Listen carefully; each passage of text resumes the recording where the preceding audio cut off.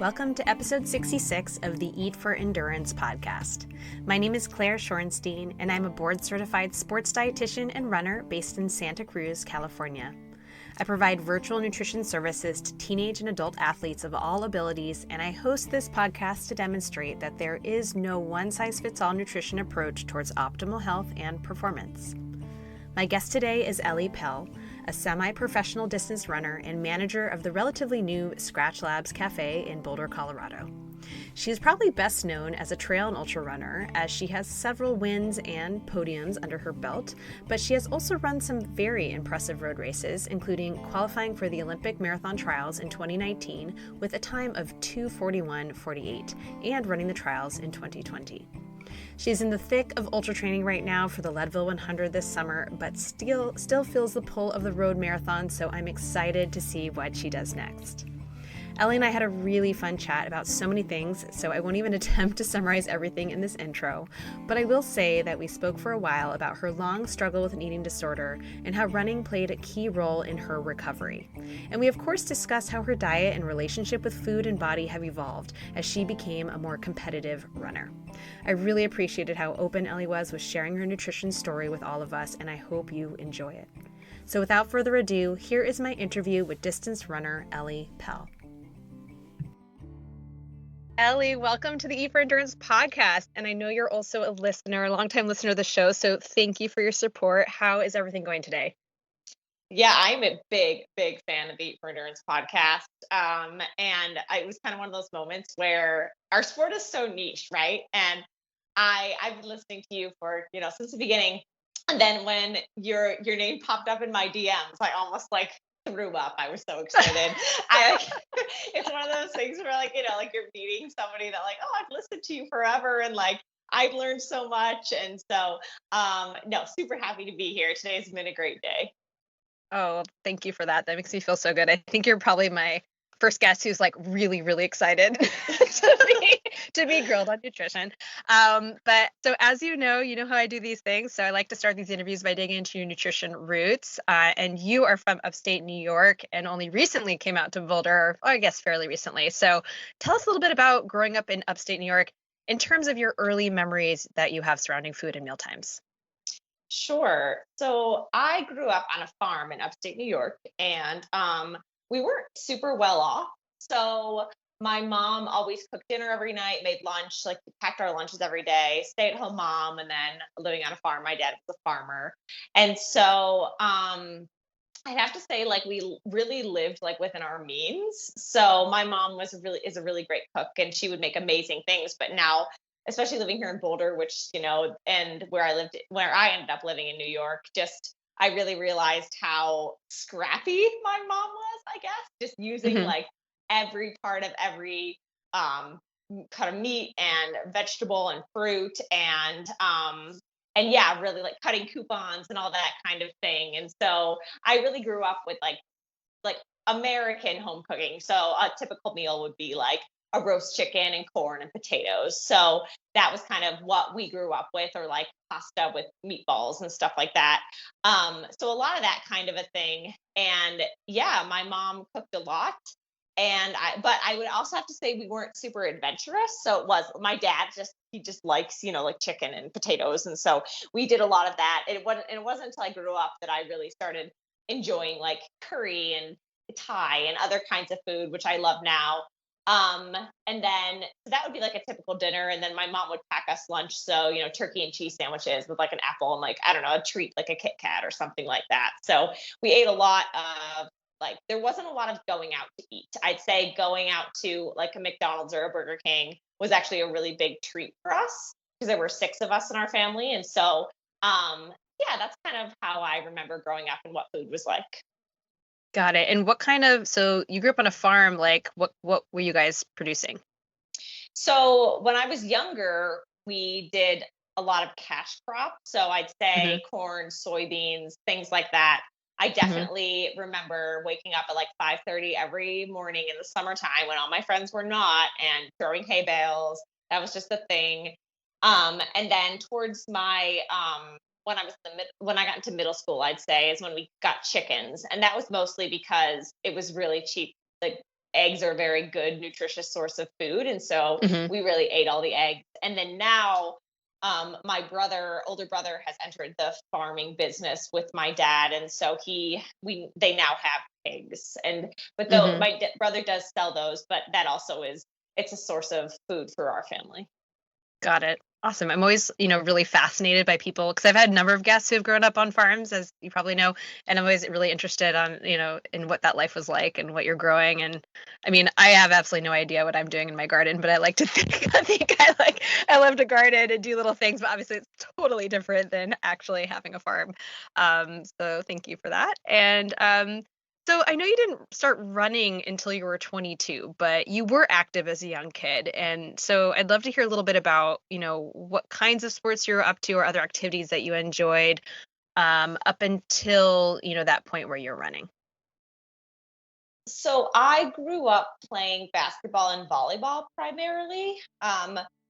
I grew up before not all technology, but before really cable started, and we were poor, so like we didn't really have that anyway. And then before the internet really it took off, so we lived in the back rural part of New York, and so Hmm. we barely had any neighbors. So my mom and dad, it's really interesting thinking now how scared I think a lot of parents are to let their kids go outside.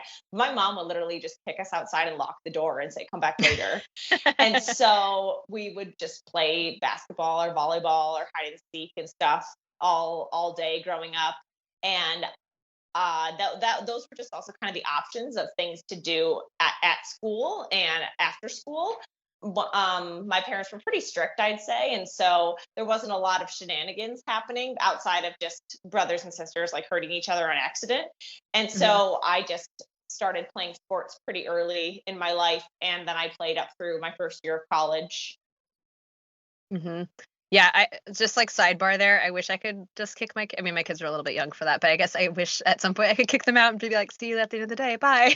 No, I Yeah. don't think it would go over so well these days out here. But where? So you have a lot of siblings. Where do you fall in there? Are you kind of one of the youngest, middle, oldest?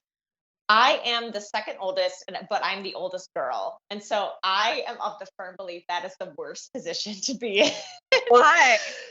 So, because I'm growing up in a very conservative family, Mhm. it was kind of one, like I wasn't really allowed to do much because I was a girl, and also because like my dad was very protective. But then also I had to be the role model for my younger sister, so she just skated through. I Oh, had I'm like the sure. hardest time. So it's funny, and she agrees with me, my younger sister. And so I just am like, older sisters are the backbone of this society, and I will just go to my grave saying that. But I say that in jest. But yes, I was the oldest girl, but I was the second in line. I have an older brother. Got it. Well, I can say from experience as a younger sister, I mean, I only have one sibling. She's 6.5 years older than me, and she definitely took the brunt of everything from my dad, for sure. So yeah, so thank you for your service, older You're siblings. welcome. You're welcome. Um, and what did your diet look like during grade school and your early teens? Was it very much kind of similar to what you were describing with your mom doing a lot of cooking and all of that? Were you thinking like as you kind of got a little bit more competitive with volleyball and basketball, and I know you played in college, were you changing anything in your diet? Like what kind of was going on there? So I don't think my diet really changed until about junior year of high school. Up until then, I mostly ate sort of whatever, but I grew up as a chubby kid, and I was aware that I was like a chubby kid, and so there, like the bullying that kind of went on with that. It wasn't horrible. Like I'd say I went in and out of thinking about it. Like it wasn't something that always weighed on me, but it was always something that like, oh, you would probably be a little bit of a better athlete if you were slimmer. And needless to say, like when I got to eighth grade, like I shot up like a weed. So it was kind of like I just stretched out. And of Hmm. course, the doctors told my parents that, but like the doctors don't tell other kids that, or don't tell your Sure. siblings that. So it's a little difficult growing up like that. Um, but I'd say that I didn't really associate food too much, or quality of food, with my athletic performance as much. Of course, I do more now, but that's because I know more and I've had the experiences that I've had to know, like, eating too much is actually probably better than eating too little, but the quality does matter, just so how you feel. Hmm. And so, yeah, up through about, it took until about like my junior year of high school when I started doing this project that kind of unfortunately led me down to like a slippery slope of not sort of going really extreme on the healthy, what I thought was healthy. And yeah, it was kind of led me down a little bit of a darker road. Yeah, and you wrote a detailed blog post, I think it was last July, all about this. It was right after you ran Western States and you were discussing your eating disorder history. And you wrote, quote, "Running 100 miles was not the hardest thing I've ever done. Recovering from an eating disorder that medically almost killed me was the hardest thing I've ever done." And, in it, you detail that, your struggles with body image, it seems to have gone way back. I think you say 8 years old, but the eating disorder itself, as you alluded to, really took root in high school. So, um, would you say it was kind of this gradual slide into restriction, or was it pretty sudden with this project that you did? I'd say that before this project, um, I don't know, I I didn't think I guess I knew that it was kind of more self-flagellating, like oh, you could probably like not eat as many cookies or whatever. But like I Hmm. never really, and I would feel bad about it every once in a while, but most of the time it wasn't really forefront of mind. And then junior year, like I got my first like real boyfriend, and everything started changing. And then I sort of just had this excuse of like I was motivated by grades a lot, and so I sort of just had this excuse that was like, well, this was a project that I designed for this class. And so, I have to do this for this grade and all this thing. So it was kind of like a confluence of factors that Mm. finally, I guess I finally felt like I finally could conquer this. Like I could finally, be some sort of body that I was told that I needed to be. And so I guess that was just finally the last like straw that really like changed my, I guess, brain in a way. And I Mm. wasn't getting nutrients, um and so then it just became habit, and then it was just a pattern that kind of got really hard to get out of, I found out.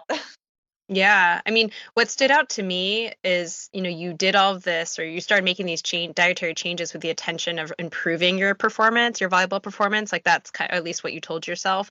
But you said like you can't even remember if it actually helped your performance. I mean, the answer is probably not. Of course, having an eating disorder never helps performance, or usually doesn't, at least not in the long term. But that part really stood out to me. And did you? I mean, I'm curious if you were even thinking about performance at that point, or were you just so consumed by, the thoughts and feelings surrounding food and restriction?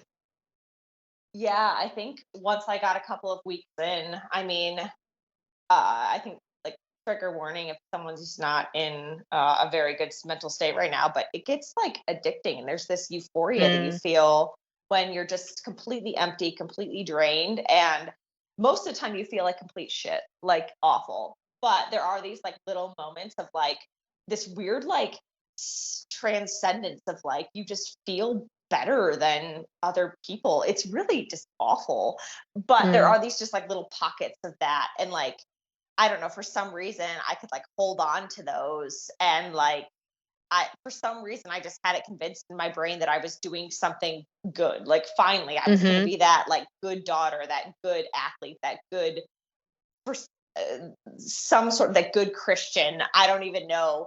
And so those like little pockets of just like I'm better, it gets addicting, and then you sort of just like live for that like just empty feeling of starvation, and it's just so awfully terrible. And especially I'm a like 16-year-old girl who's going through all these different things, and yeah, it was just a terrible time. Yeah, I mean, I wish I could say that I didn't understand, but I do because I've been there in my own journey. And for me, that feeling was more like stepping on the scale and see it go down, and like having that feeling of both like being terrified because the number was so low, and then also being like, "Ooh, that's so low." You know what I mean? Hmm. And it's so fucked up. That's, your brain is in that place, and so I completely get what you're saying. Um, But I mean, it sounds like you were on quite a roller coaster with your eating disorder for many years. Were you ever formally diagnosed with, I mean, I'm guessing it might be anorexia, or like, were you ever formally diagnosed or treated or anything like that? Yes. So I have been to an eating disorder inpatient facility twice. Mm-hmm. And so I was diagnosed. I mean, I was diagnosed in high school, but um, I didn't, it was, I don't know if you ever heard of the Mosley approach, but it's kind of where Mm-mm. your parents sort of take the lead and try to help you recover. It's mostly used Mm. for like kids in school, like younger. Yeah. That didn't work. I gained the weight, but then I just started hating my parents and family. And then that kind Mm. of got a little bit toxic for a little while. Like it wasn't super great. And then I went to college and I was all right for the first year of college for most of the year. I was playing volleyball but then finals and stress and I started to spiral, relapse backwards, and then transferred to a different school that was an Ivy League school. And there's a whole lot of stuff going on in the Ivy League schools. And that's when I was actually seeking therapy because I knew like this could get pretty bad. Like I didn't know how bad it had gotten already because I just was purposely avoiding that. But they kind of like I went to a couple therapy sessions. They kind of looked at me and were like, we can't let you stay here." So then I Stay at was, school? yeah, stay at school. So I took a Oh, wow. medical leave of absence and I went to an inpatient eating disorder facility for about a month. Mm. Yeah, and then and and I was not cured. I gained weight back, but by that point, I think my mental health was kind of a canary in a coal mine for my family as well. Like there are just a lot of things that were under the surface, which I kind of imagine are true in a lot of small town Christian communities. There's just things that you don't talk about that are, there are just problems that you Mm. kind of pray away on Sunday, I guess. And so my my mental health was just kind of like the first thing, and then going back to my to stay with my family. It was just not good for the eating disorder because it was kind of just this struggle for control, and it wasn't really about healing me. It was like who could control Ellie and things like that, and it was kind of rough. And I think that I held a lot of animosity towards them for a little while, but and there were a lot of things that were done completely wrong, and I was a victim of a lot of things that were other problems for other people. But also I know they were scared. Like I was very close to like having a lot of issues, and I really could have starved myself to death, which is crazy to me now. um and so about a year later I went back to the eating disorder inpatient facility because it had gotten pretty bad. And at that point it became obviously clear to me that like if I wanted to live, I had to sort of fix this myself. Like no one was coming to fix me. So when I got out the second time, I moved out of my parents' house, and just was like, I am giving up any American dream or any dream of a college education or whatever. I just need to heal. And so that's kind of what I did in a very windy, nonlinear way. Yeah, and I was going to ask about your, eating disorder recovery because, again, like you write about being admitted to the hospital, you just spoke about that, and it wasn't clear to me from, the essay you sent me, like how much formal treatment you had received, but it sounds like you received a fair amount, and within your family, it was supposed to be this structured thing. It just kind of didn't work for your family dynamic, and I was going to ask because, like, you mentioned you move out and that you really felt like you had to kind of take on recovery by yourself, which I found so interesting. And that you were basically just not like white knuckling it through is not what I mean, but you were basically just being like the context I didn't have necessarily is that everything else hadn't worked, and that this was like the path out. So that's very, I mean, it sounds very traumatic and very difficult, and I appreciate you sharing all that with me. But especially the family part, because you know the family, you would hope would provide support, but it's like you wanted to escape from it. It wasn't helping you, and I found that part interesting. But the other part I actually found interesting that you immediately found work within the food industry while recovering from an eating disorder. So I'm curious what you have to say about that. Well, it is interesting, right? And I still work in the food industry, the hospitality industry, I Yes. guess you call it. Yes, Um, yes.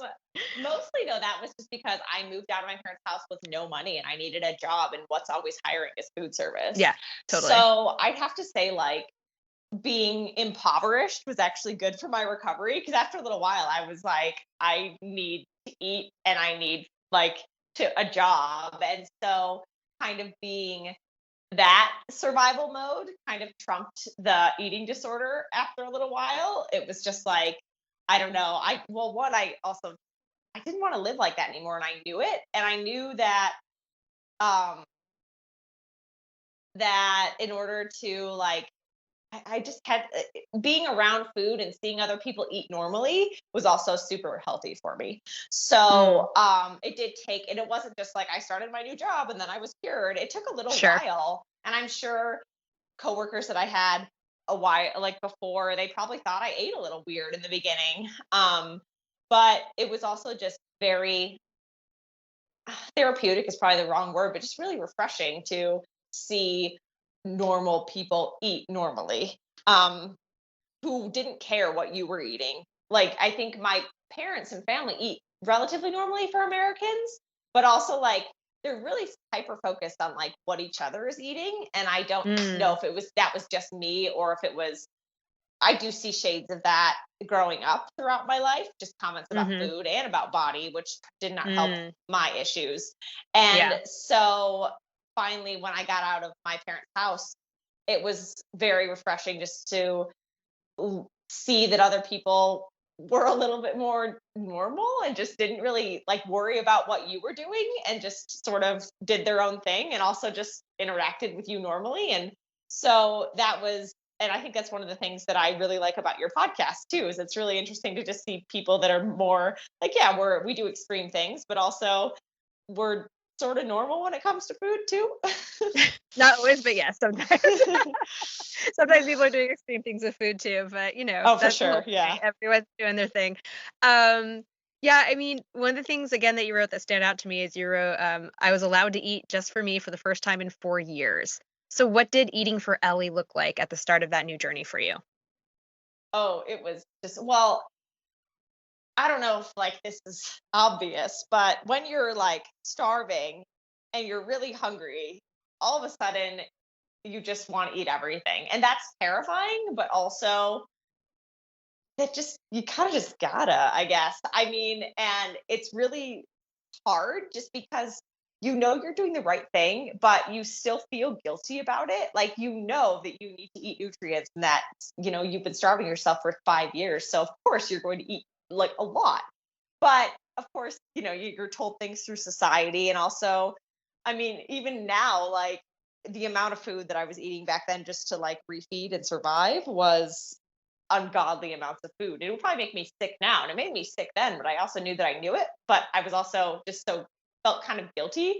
So back then, and then I think I went through a phase of, like, I would only eat at night, like, so it was kind of like a little bit of a bingey phase. But I had Mm, actually never thrown up in my life, so I just didn't throw it up.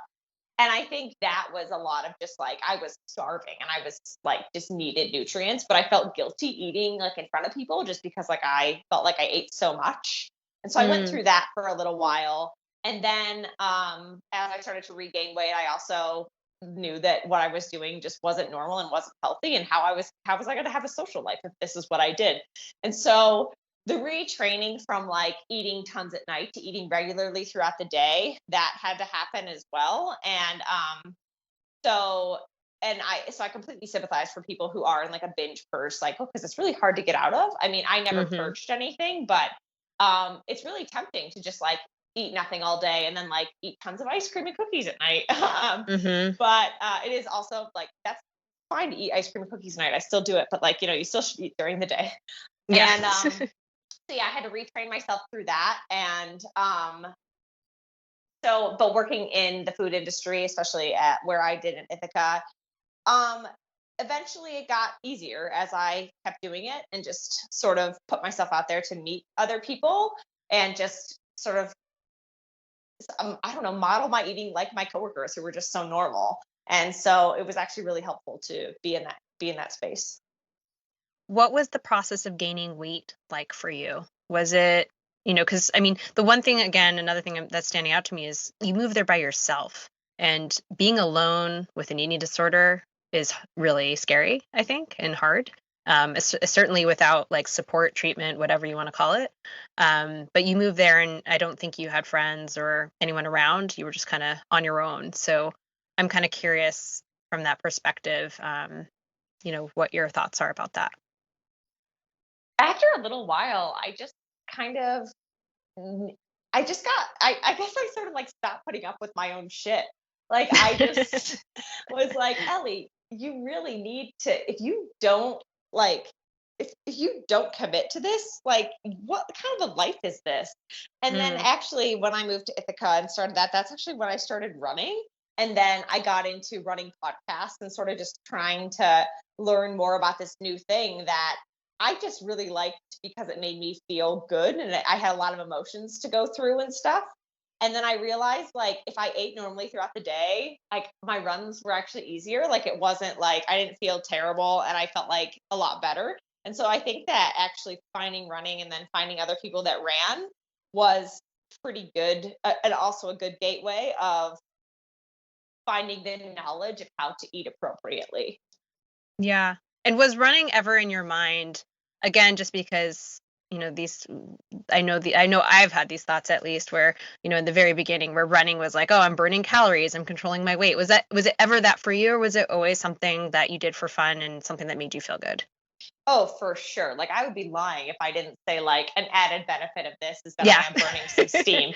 But it wasn't the main motivation. It was Yeah. just like it was more one of those things like you don't really think about it when you're out when you're out there, you just know it's an added benefit. Like, oh, my Hmm. mitochondria are getting so strong right now. Like I never think about that, but I know it's happening. Like an added benefit. So for sure I knew that was a thing that it helped. And I'm not and it helped me like also rationalize the amount of food that I was just putting away. I was like, well, I can run with like doing this. So Hmm. it just helped a little bit. Like it softened the blow, I guess I would say, because I still felt extremely guilty eating all that I did. And I knew what I looked like. Like I knew that I looked like very thin and I was not like the appropriate weight for what I where I should be as like a 20 something. But I still just, our societal standards are just awful. I still just felt guilty for Yeah. eating, Yeah. for like Yeah. fueling myself. I just felt guilty. Yeah. And you're really tall, right? I am. I'm 5'9". Oh, wow. It's Okay. funny now. I make a joke when somebody asks if I eat meat or something, and I was vegan for a while, but I do eat everything, and it's fine. I'm like, I'm 5'9". Do you think I can cut that out? Like, it's a joke, but it's true. Being taller, we got a lot of stuff to feed. Yeah. Why'd you choose Ithaca? Um, I went to the college that I transferred to after that first year was Cornell, Oh, which is okay. in Ithaca. But Yeah. I Yeah. also grew up like a half an hour outside of Ithaca. And Okay. we grew up going there. That was where like the major grocery shopping was. But it was also it's a very liberal city. And Hmm. so my parents didn't really like going there that much because we were a very conservative Hmm. Hmm. town and they're just the people there are okay. I'm gonna say that I love the Ithaca people. They are so tolerant, so nice. Like everybody treats you with respect no matter what you believe or whatever. And that's just not something that small town America likes. Yeah. Yeah. So I think that it actually really helped getting out of small town America to just not even the eating disorder, just like become the person that I am. And I'm not Yeah. going to toot my own horn, Claire, but I like myself. Like I like me some me. Good for Like you. okay, and so Good. I think if it could just like helped me, just I don't know. I blossomed into something that someone that I am proud of, no matter what I do with my life. I love that. I love that. All right, let's talk running. So, you found running during this new chapter of your life, and what started as a hobby became a part of your career. And as you discovered longer distances, and especially as you got into ultras, And of course, once you discovered you were actually quite good at this whole running thing, how did your diet start to change? Well, I wouldn't say it was a dramatic shift. Or well, like, it's a lot of dramatic shifts that all are like actually minor things. It would Mm-hmm. be like I would be running on like a 90-degree day and just come home and be completely depleted and feel like crap, and then be like, Google, why do I feel like crap? And and then I would just like, oh, I'll try that. I'll make a change or whatever. And so my diet just sort of started to morph into like, oh, maybe like oatmeal for breakfast or something, um or just another snack, or bring a water bottle when you run, which still sometimes like I forget my water bottle and I really regret it. And so it really just like micro adjustments that just all like seemed like just dramatic things that really made a difference. So I just started buying into it. And I realized also that like fueling, like I think one of the big things that changed was like I never it took me a while to get used to like it's okay to overeat sometimes. Like you don't have to eat perfectly, which I think in Mm-hmm. eating disorder recovery, they give you like a meal plan, right? So you feel Yeah. like confident, like this nutritionist told me this, it's safe or whatever. And that didn't work for me at all. And so I think one of Mm-hmm. the biggest things that I even because like I would write meal plans for myself to like help myself recover and things like that, or just Mm-hmm. like make sure you get this. And I think that it just took me a while to like be okay with like going over that. Mm-hmm.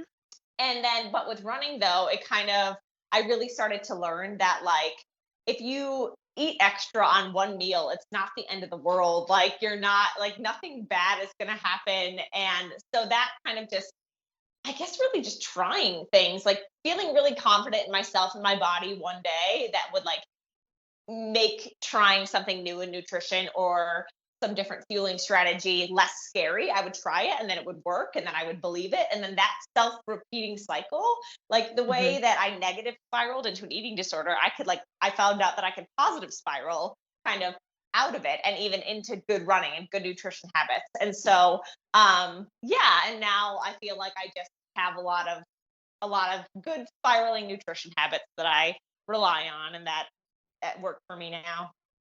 I love that positive spiraling. That's fantastic. I love that image. I just think of like like a I don't know, a diving board, like or like I don't know, someone's like catapulting you up or something. Yeah, there you Image go. that comes to mind. Um, so let's go through what a typical I'm gonna get into some of your races and stuff, but first I want to go through what a typical day of eating looks like for you when you're training these days and kind of where you're sitting now. It sounds like you eat everything, although you've gone through some phases, including being a vegan. Um, but yeah, why don't you kind of just take me through what a typical day, looks like for you when you are training for things right now? Sure. So on a typical day, like I can go through today. So normally I train before I go to work. And so I don't like during the week, I don't typically eat anything before I go out and run. I just eat breakfast afterwards. On the weekends, that changes. I eat breakfast and then we go and then we eat like second breakfast. um, Hmm. and so I guess I can just go through today. Yeah. So I had a workout today, but I'm doing my workouts indoors. So like I ran to the gym, did my workout there, then ran home.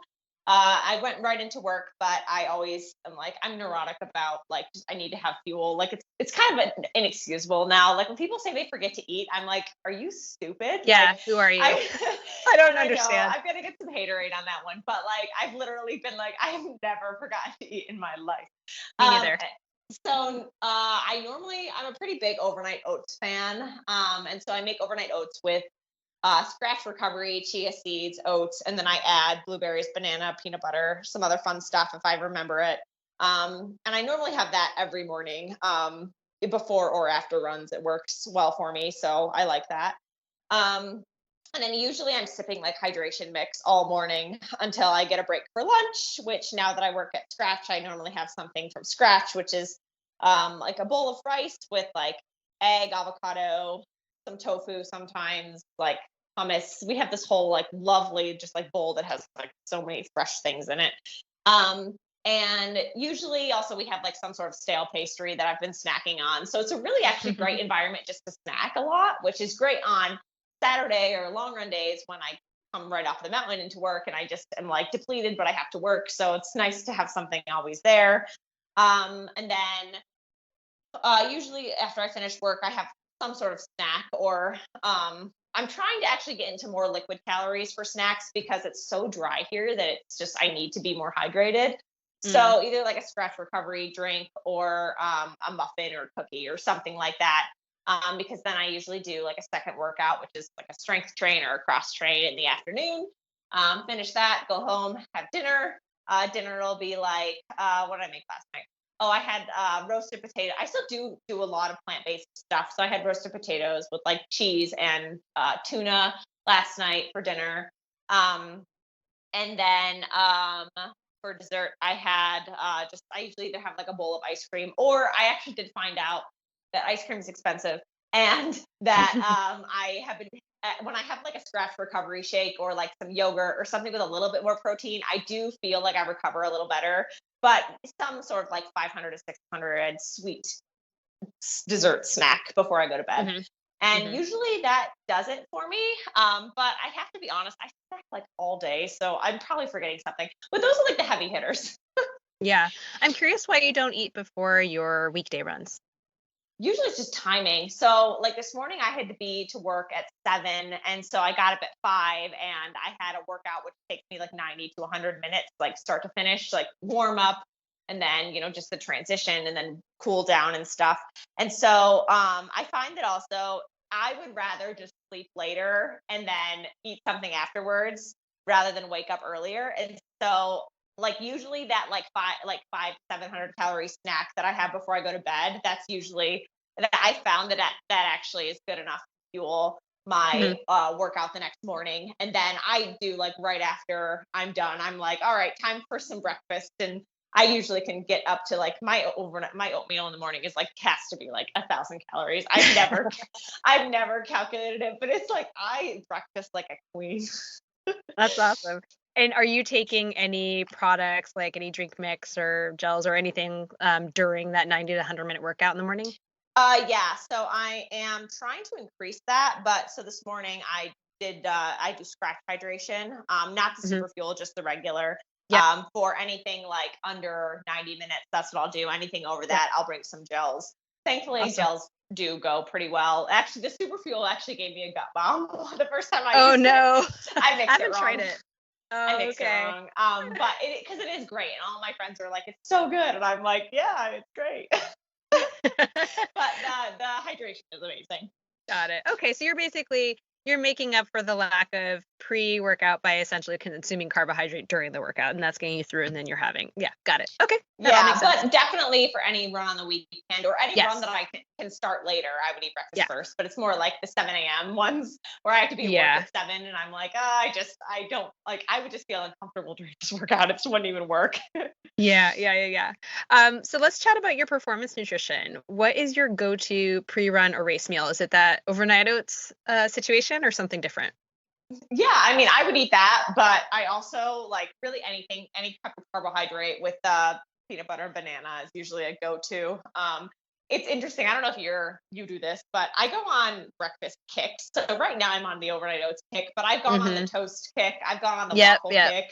I've gone on the yeah. So and I feel like I'm almost out of my overnight oats kick. It's been a while. So and I think I'm about to enter a cornflakes kick. I think that's coming. So really just any sort of carbohydrate with some peanut butter and banana. And that'll be like what I'll eat before a big run. Yeah, awesome. Yeah, no, I definitely go through phases as well. Although I'd say I'm not in like big stretches. I kind of have my go-tos. I jump between my pancakes or my French toast or my oatmeal or my toast or whatever. But yeah, kind of with you there, just kind of jump around a bit. What kinds of sports nutrition products do you use during your training runs and races? I'm hearing a lot of Skratch, but I also heard you say gels, so I'm curious kind of which ones are your go-tos. Yeah, so I always do a bottle of clear Skratch hydration. So it's called Hint of Lemon. And so I I love always that do one. I yeah, love a it. full That's bottle my of that. fave. Yes. And then I do a full bottle of water on the other chest, on the other boob. Yeah. Yep. And then for gels, right now I'm pretty easy. I still do the Cliff shots, Hmm. like vanilla, espresso, and chocolate cherry. Those are my three go-tos. And then I also like gummies, any kind of gummy, but not like candy, like the actual, just like the sports nutrition gummies. I'm actually not a Yeah. huge gummy candy person, but I Mm. do like the salted ones. Mm. Do you do the Skratch chews, or you do like the Cliff ones or something? It it depends on what I'm like working my way through. So Hmm. Hmm. it really doesn't matter. I do love the sour cherry Yeah. Skratch chews, but I have some Cliff ones that I'm still working through. So Hmm. I don't know about you, Claire, but people give me nutrition and products all the time. So I don't think Yeah. I bought nutrition. And then I get free Skratch all the time. So yeah, I feel like I also sports nutrition like a queen. Like I breakfast like a queen. Yeah, I get a lot of samples, but excuse me. The one place that I use a lot of Spring Energy. They do not give me free stuff, and that stuff is Oh expensive. yeah, and they Oh always run out my because everybody loves God. it. Yes, I know. And I don't have discounts there or anything. So I pay full price there. It is so expensive. And I get like discounts everywhere else. And then sometimes I'll get free samples as like an initial thing. But like Skratch, I get like heavily discounted. Precision, I had a discount and stuff like that. So it's not as bad, but I do pay for my nutrition a lot. Probably people assume as a sports dietitian I pay for none of my nutrition, but I do. I do. And also I go I'm through a lot of it. But I feel thankful. so I can eat most things. I really am very like, except at Western states, which I was like, what the heck? oh yeah, we're I gonna go through Yeah, Western states. Don't worry, we'll get there. I can usually eat pretty much anything, which I feel pretty lucky. And I think here's a tip for all you listeners: in order to be able to eat crappy food at runs, or like the manufactured chemical gels that we all eat, you just got to keep a steady stream of that going in, like keep eating some crappy food so your stomach is like ready for it. I think that's my strategy. Like I just keep my stomach is just used to processed food every once in a while, and so that it can just take it. It's good. Yeah. Yeah. So you have kind of the Skratch Clear. Actually, quick question on that. Because that's not necessarily like a super salty product. When you're mixing it, like how much of that are you using? Like how many milligrams of sodium putting in? Do you know? I just do 2 scoops. So 2 scoops. Okay. So it's probably like yeah, so five something or other milligrams. yeah, I do 2 scoops per bottle. And really I used to know these exact things. But because thankfully when you work for Skratch, you get access to Skratch's dietitian. And so Oh, Colette, nice. yeah, which you should have her on. Amazing. I She should. she she did a sweat test for me, which I am a very Oh, salty sweater. I'm good. like 1380. And so then she just said 2 scoops of this and then eating this per hour. And I was like, okay. Yes. Perfect. So, Awesome. yeah. Awesome. And that's I think I was talking to someone else in the Skratch team, and you guys have like the precision hydration technology for the sweat composition testing, I'm assuming. So Yeah. I'm pretty Yeah. sure you guys have that. Okay, awesome. So you got that all dialed in. Perfect. Yeah. Wonderful. Yeah, no, I the can't Skratch tell you what I'm product. doing, or why, Yes. but this is what it is. No, but you worked with the sports dietitian and you did the testing. You're good. You're fine. Yeah, no, it's a very helpful test, and I do like that Skratch Clear product because I'm the type of person that like I could not take those Cliff gels. Like that's so thick and sweet. Like I like less flavor, like just very simple kind of stuff. So the Skratch Clear is great. But you do have to kind of make sure you're mixing it appropriately to what you need, Hmm. because if you're just doing like one scoop, it's not too much. Hmm. All right, awesome. And then what kinds of foods are you normally reaching for? Because you did mention that you're having some real foods as well if you're, say, in an ultra. Yeah, that's also like it kind of really depends. My first 100K, I really pounded some pierogies. That was great. The second half of the race, um, I find that I also go for like that's when I go for like the more salty foods and more Hmm. like potatoes with salt. Or at Western states, for some reason, I wanted a turkey and cheese sandwich. I don't know. How did that But sit? yeah, it didn't. That's the thing. Just like, what, Yeah. Ellie, what were you thinking? But yeah, so really that, and I feel so lucky and blessed with this, is that like I will eat anything and I will try anything, because I just like, one, I like food. Two, I doesn't feel like when you've had an eating disorder and food has been so scary for so long, and then it's not anymore, you're just like, okay, this is great. Like, I feel like I restricted enough. Like, if somebody wants to give me a muffin on the top of the mountain, which some guy did the other day, didn't even know the guy, I will eat it. And I just feel so thankful that I'm at that point right now, because I've been Yeah. at other points. So It's pretty cool to kind of, I mean, you're at the top of a mountain and you can kind of make a nice metaphor of that, I'm sure. But, you're looking down, looking back into your past and really appreciating like, oh, wow, look how far I've come. And, you can think about it like in terms of your struggles with food and body and all that kind of stuff. You can, liken it a little bit. I mean, it's a totally different situation, but even when you're like training for something and at the beginning it's really hard and you get to this point where you look back and like, oh, this isn't so bad now. And hey everybody, sorry to interrupt, but I have a big favor to ask. If you're enjoying this episode or my show generally, and you haven't subscribed to the show already, please hit subscribe so you don't miss any episodes. Share it with your friends or whoever else you think would be into it, and rate and review the show wherever you listen. All of this supports me and helps keep the show going and growing. So I really, really appreciate it. Thank you so much. Let's get back to the show. But I like that image of you eating a muffin at the top of a mountain. That's pretty cool. oh yeah, Very fitting. So great. Like, I just, like, this guy, I can't even remember his name, but he was running with us, just a new guy for our group, and we got to the top of the mountain, and I had I was telling him about the gel I was eating, which was chocolate cherry cliff. He's like, oh, that sounds good. I was like, oh, do you want to try one? I have another one. And he was like, oh, well, I feel bad. I was like, do you want something of mine? I was like, well, what do you got? And he's like, well, these muffins. And I was like, okay. So I just took this muffin. We just traded nutrition at the top of the mountain. That's amazing. I love that. So, and all of my other training partners, like, a lot of them, they do have very sensitive stomachs. Like, they use like the SIS gels or whatever and stuff. And I just have like a gut of steel. So I'm like, you can give me whatever you want.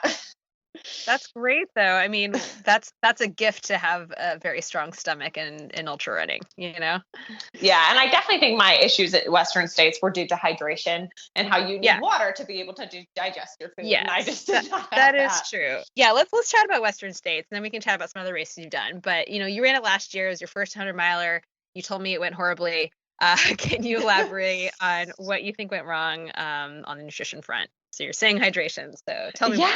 So I was definitely well trained for that. I was not overtrained. I made super sure, and I coached myself at that point, and I was very like show up undertrained, not overtrained. But I think I was in a very good spot, even for my first 100. And you never really know what's going to happen. But I didn't get in enough electrolytes and sodium and water in the first 40 miles, and it really just started to take its toll in the last 60.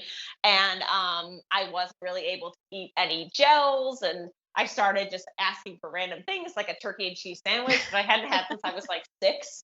And like I tried to do everything, but everything just hurts. And I think that's like what the biggest thing is like when you don't have water to digest something, like your body can't use that fuel. So I'm just like, I don't even want to eat this anymore.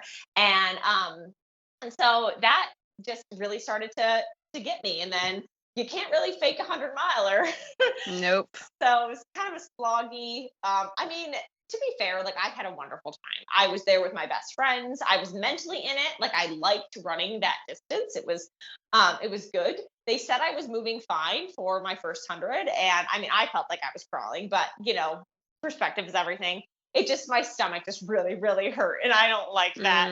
And then for like the 2-3 weeks afterwards, my stomach still hurt. I think I ate bread and cheese for the next 3 weeks. Like, I couldn't put anything down. And which really sucks, because after a big race, you want to go and enjoy a meal with your friends. That didn't happen. Yeah. Why do you think that that your hydration went sideways and you didn't get enough in? Like, were you not appropriately heat trained? Did you not have like your hydration dialed in appropriate? Like, what do you think? Why do you think that went wrong? So I was using gnarly fuel at that point, and I mixed it to like what I need, and at the aid stations at Western, like the guru was really weak. And so I just wasn't even thinking about it though. I was like, oh, I'm still drinking and I'm still eating. It's fine. And just I didn't get enough electrolytes. And it just really and then I was just peeing everything out. Like I think I peed 1 million Yeah. times. Like, Yeah. so, my body composition was just not, it was not great. And it's really hard to come back from that. Like that's not Yeah. something where you could just eat some Skittles and be like, oh, I feel Yeah. great. Yeah. Like Yeah. it's Yeah. just yeah. So it just, was kind of just like a slow trudge to the finish line, but we got there. Yeah. Do you feel like you perform better in cold weather or heat? Oh, Or you'll take either? I performed terribly in both. I don't know. Yeah, I guess like I manage the heat really well when I'm drinking and eating appropriately. So I'd say probably heat. I have gotten hypothermia a couple, like even last year during like Mother's Day weekend, and you're like, you think it'd be warm then. So I'd say I prefer, if I have to choose hotter or colder, I'd go for cold, or I mean hotter. Yeah. So you've done so many different races and you've podiumed at many. I think I was looking back when I was researching for my next guest, Dylan Bowman. I think it was was it the Gorge 50K? You placed third. I think it was not last, 100K not this past last year. year. 100K, sorry, 100K. Yep, I'm yep. like, well, not, yeah. I'm like, I should just ask you what it is. but I'm curious kind of what races stand out to you, along this journey that you've been on in terms of performance, nutrition, just any kind of stories you want to share. What went great, what didn't go great, any disasters? Like, what stands out to you that you want to share with us? I have to say, I know I'm known as this like big trail runner. I don't really know why, because I just don't get it. But I'd say I'm most proud of my Olympic trials qualifying race. In 2019, I qualified for the Olympic trials at the Hartford Marathon, and I ran a 2:41, and that is like the most strong and confident and just resilient place I've ever been in mind and body. It was incredible. Like the training up to it, I trained with two other women who I admire, and they had already qualified, but they were wanting to run another marathon before the trials. And so we all just trained together and I honestly had no idea if I could get the standard. Like I think my PR before that was 2:47. So that doesn't sound like a lot of minutes to get 2:45, but it's a lot of minutes. Yeah. But I just realized, like, what the heck? Like, just try. And so I really just decided to do everything that I could to do this running thing correctly. And that didn't mean be obsessive or run 1,000,000 miles a week. It meant I was going to do the mobility, I was going to do the strength, I was going to eat enough, and I was going to just train and see what happened. And I think that actually was probably like the final like nail in the eating disorder, or even just at that point, like at that point I had been eating normally for a few years, but you get those, you still get the phantom thoughts. And I think that training cycle was the final nail in the coffin of like, if you eat and enjoy it and enjoy yourself and enjoy everything, like you'll thrive. And I really did. And then I qualified for this race and I was like, oh my God, that actually worked. And that was like the final nail in the coffin for me, for both like, I can be good at this thing. And then also like, I think I don't feel like I'm chained to this like eating disorder that I was. Like I also just felt like that my past didn't define me anymore either. Like I was trudging a new path for Ellie. And so I have to say that really stuck out to me as much. And I love the marathon. Like I want to do it again. And so I know I have a lot of ultra races under my belt. And I'd say that's probably how I meet a lot of people these days. But the road marathon still, I think it might still have my heart. I don't know. Oh, that's awesome. What race would you want to run that you haven't run yet? So I think, my big race this year is at the end of August, and that's going to be like, I think after that, I'm going to take a little break from doing trail long stuff, and I want to run CIM in the fall if I recover from this race. That's right near me, kind of. Yeah. So I want to do that just for like the experience. And I think that I don't know if I would be able to get the new women's standard at this point. I don't know, like just if I peaked in that fitness level, but I do love the process of training for the marathon. I would love to do Boston someday. But I want to be like kind of ready to do it. I think that so many people want to run Boston. It's like a huge bucket list thing. So I think that if I did it and I took a spot from somebody else, I'd want to be like, yeah, put in a good shape for this race.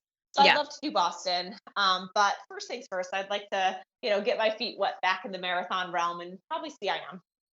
And what's the August race? I want to do Leadville 100. Oh, fun. Have you done that before? No, so Western States was my first Oh, and that's only right. 100 Yes. miler. Yes, yes, yes. I knew that. And Duh. the only reason I want to do Leadville is because I feel like I did Western States so poorly. I have to do something a little better, and then I'm done with the 100. Like that's just too much. Yeah. How are you feeling at altitude and kind of making adjustments with your nutrition, especially for something like Leadville? So I still have to get up to 100, 10,000 plus feet, which I'm doing the Leadville Marathon in a month. So we'll see how it goes. Mhm. So Mhm. the jury's out on that. For just living in Boulder at 5,000 feet, the hydration part is still the hardest part for me to stay on top of. So I don't Mhm. like fueling as much because I'm a pretty good eater at this point. And the hydration is like the big king of this castle. I really need to stay on that. Yeah. So, I mean, my next question is going to be like, what challenges do you still face with your nutrition, whether it's every day or on the run? And so it sounds like hydration's the thing. Hydration is definitely the thing. I don't know. I just get going with my day and like forget about it. And yeah, it's not, I mean, and you can get away with it for a little while, but I definitely think I've been dealt with a couple of niggles in the past couple of months, and I definitely think like my hamstring tendonitis and stuff like that like are just because my like tendons aren't lubricated enough, and that's really stupid. I feel so dumb, but like I'm trying so hard, and it's just I don't know, a confluence of factors. But I definitely think being hydrated would probably help out with that. Yeah. Well, I mean, have you always struggled with hydration? Are you the type of person that just like kind of, I mean, we talked about never forgetting to eat, but it sounds like you forget to drink, So are you always the type of person that like you're not that thirsty or you just don't think about it? I I don't know. I just don't retain as much as most people because I pee all the time. Like I do think I drink and I have water bottles on every surface of my house, but I don't know. I really just like in the past couple of months have really just like I can't Colette was like, you really shouldn't drink water, just drink hydration mix. Yeah. So she's the dietitian. So Yeah. I'm still working on that because I don't really like sweet things as much as I like salty things. So I just like Yeah. plain water, but I'm getting a little bit better. Like the clear is very helpful. Yes. I was going to say that's the perfect product for you then. Yeah. Awesome. You hold a degree in kinesiology and with sports psychology is one of your specialties. I've heard you kind of talk about sports psychology and how you've used it for yourself. I didn't know if you want to chat about any of that, your studies, your plans to kind of potentially do further studies in that. Um, Anything you want to comment on there? I considered going to grad school and I got into grad school for mental performance and sports psych, Hmm. exercise science. And I did really consider it. Um, but that also was like in the confluence of time where I signed a professional running contract. I was training for Western States and the program would have Mm. started like a week before Western. And I was like, I don't think, Oh gosh. I think I'll Yeah. put that off a year. Yeah. And then in that time, I got the job at Skratch, moved out here, and it's been great. So I don't regret it at all. But Got I it. did learn a lot of things in that exercise science degree that I just use like in my life. And I think it's not as so much as like inside of a workout or being motivated or like finding your why as much. It's more like being okay when things don't go to plan, or who am I if like I'm injured or other things happen. And so I really just sort of center a lot of my thoughts around basic needs theory. So basic needs theory is just in order to be relatively content and happy, you satisfy three things. You satisfy your competency in things, you satisfy your relatedness, so your connection to other people, and then competency, relatedness, and autonomy, so your ability to make decisions. And so when I kind of am like wondering about how running is going to go or how Skratch is going or how I don't know, anything really. It's like, am I satisfying those three things? And it's like, yes. And so then it kind of like makes me feel a little bit more comfortable and relaxed about life. And like the workout tomorrow or something, or the run that I bombed earlier, just it isn't that big of a deal. And I think that's kind of just one of the biggest things for people like me. We're a little bit hard chargers. Sometimes people say we're perfectionists. I don't really think I'm a perfectionist, but just we want to get the most out of ourselves, and sometimes taking a step back and realizing like life is okay. And, and then another thing I sort of took out of my exercise science sports psych degree is that like, memento mori, and then we die, so it's like, contemplating your own mortality. Once you get over how morbid it is, when you realize you're going to die and that's scary, it actually kind of helps you like make a little bit better decisions. And then also like realize, I don't know, I tend to reflect on like, try to consciously reflect on the good things that I've done for people rather than all my mistakes, and actually contemplating that I'm going to die helped me do that. That's interesting. Thanks for sharing that. Yeah. I want to hear about managing Skratch Labs Cafe. It's such an interesting concept for a sports nutrition brand to have a real food restaurant, but I love it, and I'm really sad that it's not closer to me. So hopefully I'll make it out to Boulder and can try it for myself. But yeah, I want to hear kind of about moving to Boulder and opening up the cafe. What are your favorite things on the menu? All that good stuff. Yes. So Skratch Labs, as everybody who listens to this podcast probably knows, is a sports nutrition company. I'm actually standing in the Skratch Labs warehouse right now in one of the conference rooms. And so, all right, this is actually, so remember when Shalane Flanagan wrote a cookbook, and probably everybody's, and I know at least like 4 of my friends at least like were like, oh, it'd be so cool if there was like a cafe with this cookbook. So basically that's kind of what we've done. Except Alan, Lynn, the founder of Skratch, he also has written a couple of cookbooks. But his story is actually, before he started this nutrition company, is he would cook for the USA cycling team, the Postal Service, I think it was called. And so they would travel all over the world, and cyclists are a little bit finicky, and like sometimes they couldn't find great food, and so he would bring his rice cooker and he would just cook for them, and they were very good. And then Alan just started developing recipes from like his childhood, plus like the different cuisines that he had tried. And so he's always been really big about hospitality and food, and how important good food is for performance. And but when they started Skratch, it was just their sports nutrition company, but they also had a food truck that would go around to different races and serve these rice cakes that Alan had made using sticky rice, not like the puff rice that we serve in the bars, to different athletes. And it was great for cyclists. They could take it on rides and stuff. I eat them for breakfast sometimes when I'm on the road. And so that was a pretty big part of the Skratch business for a couple of years. But then it sort of shut down in 2018 when Alan realized like he and his employees were getting burnt out, and it just wasn't as safe as it used to be to travel with like a bunch of propane across the country. Yes. And so, but his vision was always to open some sort of cafe space. Alan is like, he's a caretaker. He wants all of his friends to just come and just be together and eat and talk and, I don't know, just be together. And so that was kind of the vision behind the cafe. And so it just, COVID and Boulder permits and things like that, it didn't really come to fruition until this past January. In October of 2022, I had been looking for a different job that could sort of utilize my exercise science background in a little bit of a bigger way. And I was in the final interviews of this other job that would have been in Boston. I didn't end up getting it. And so basically to lick my wounds, I just opened LinkedIn, and I follow Skratch on LinkedIn because I use Skratch. And they were advertising for a cafe manager. And I had managed cafes through my 20s, and then having the background that I did, I basically read the job description, and I said, this is me, I should apply. So I wrote a nice cover letter, and then after like a very intensive week of like 6 interviews, they offered me the job, and I was like, oh yes, of course, I accepted. And then I was like, wait a sec, where is this? And then they said like, in Boulder, see you in 2 weeks. And so basically I just like put all my stuff in my car and drove across country, and it was a great decision. It's really nice here.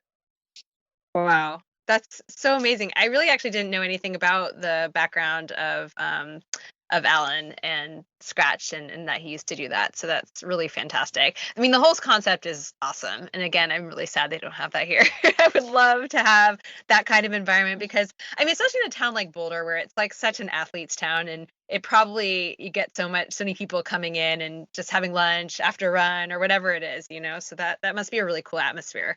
Yeah, and I mean, even me, like I eat there every day, sometimes twice.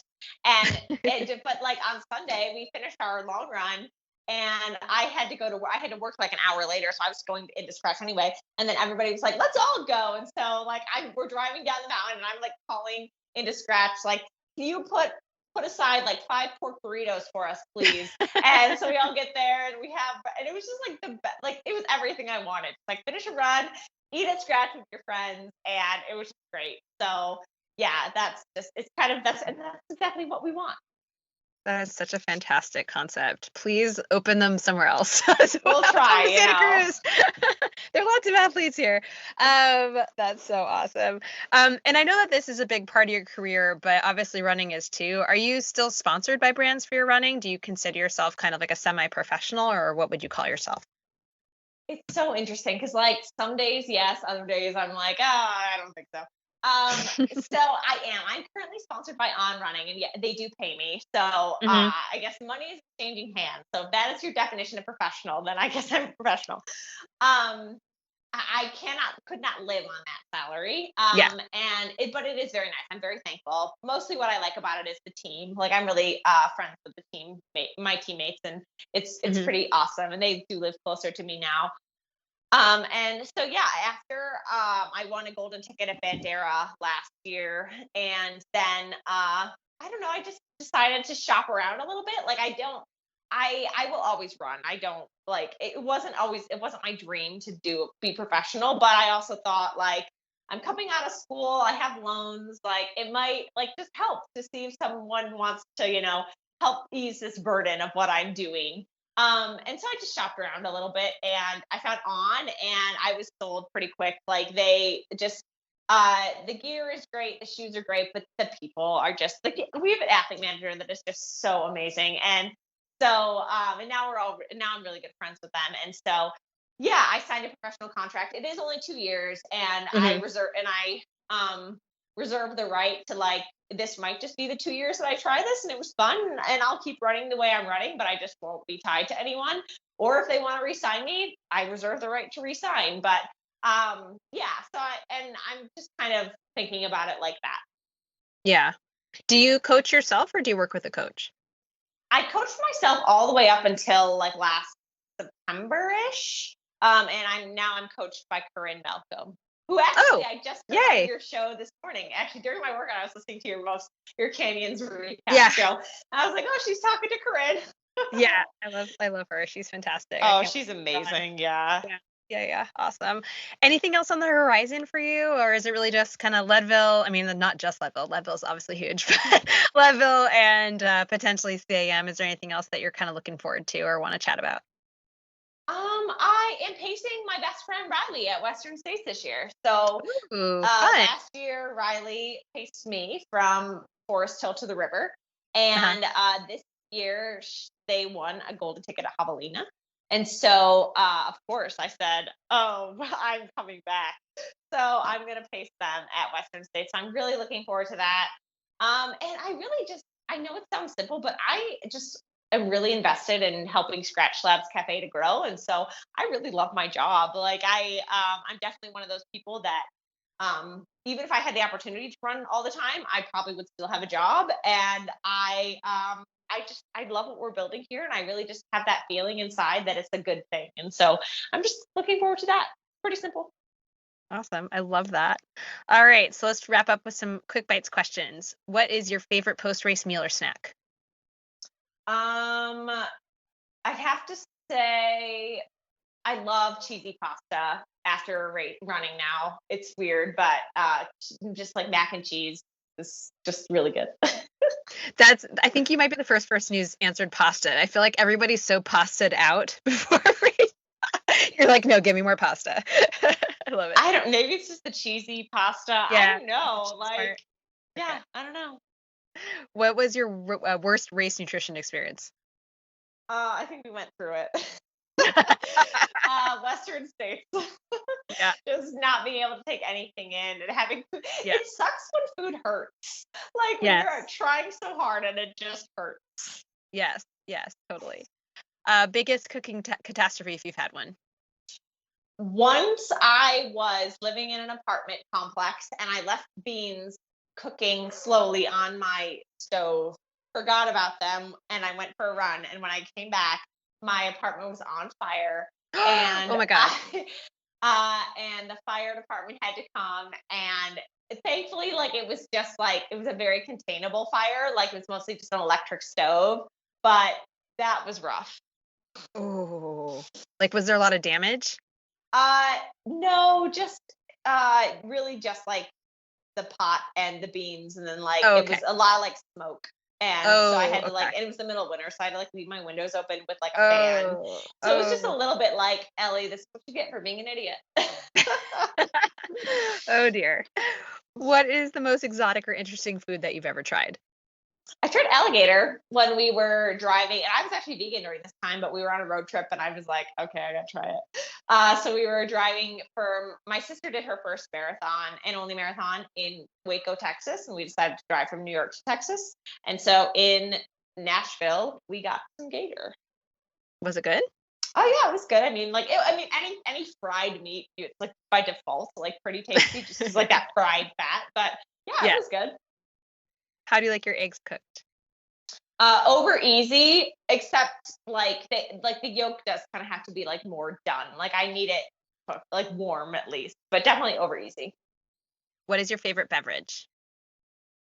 Probably sparkling water. What are your comfort foods?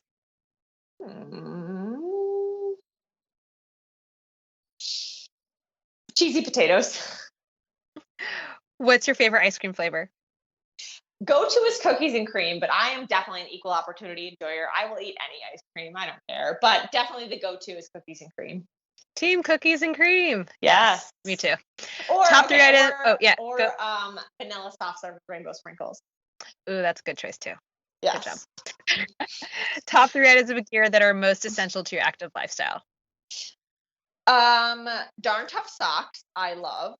Thank you to Eric LaPuma. Shout out, actually. I told him I was talking to you today, and you talked to him after Canyons, and I said I was going to give him a shout out. So, Eric, I miss you. Please move to Boulder. You and Joanna, let's go. So Darn Tough socks, definitely, they are actually becoming clutch to I have a lot of foot blistering issues, and so they are super great. Body Glide or some sort of lubricant, definitely necessary to my active lifestyle.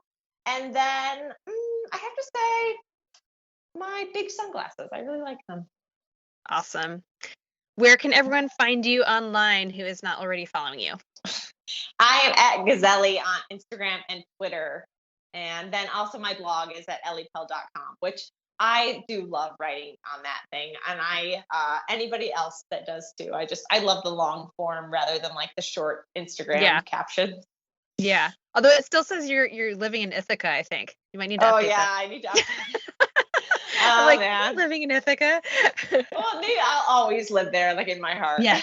Yeah. Do you see yourself going back east at some point? Or are you kind of won over by Colorado? I don't know. I mean, I really am, like, I'm a very be here now person. So I'm very content with where I am, but it's not like my Colorado is my forever home. Like, I don't know if I have one of those. So I definitely could see myself going back east, but that's not like the goal, I guess. It might happen and it might not. Yeah. Yeah. Well, Ellie, thank you so much for chatting with me. I feel like this was probably a long time coming, and it was really nice, offline hearing you share that you were enjoying the podcast and being so supportive. So thank you for that. And thank you for chatting with me today. And I wish you the best of luck with your prep for your second 100 miler, which I think it's going to go better than the first one. I'm just going to put that out there. Thank you. Yeah. I hope like people take from this podcast, this is what you don't do. All these things. You know what? We all make mistakes. I mean, even I like totally messed up my own nutrition for my last 50K. So whatever. We're all human beings doing our best, right? Yeah. All right. Thanks, Ellie. Have a good one. You too. Bye-bye. All right. That's our show for today. Thanks again so much, Ellie, for chatting with me and sharing your story. All right, guys, you know what I'm going to ask for. If you're enjoying this podcast and you want to keep all these episodes coming, the best way you can support me is by subscribing to my show, sharing it with your friends, and rating review it wherever you listen so I can continue to keep it growing, get my numbers up, and maybe eventually get a sponsor of some kind. So I'm not just doing all these many hours for free, although I do love it so much. So I really appreciate it. Thank you so much, and I'll see you all next time.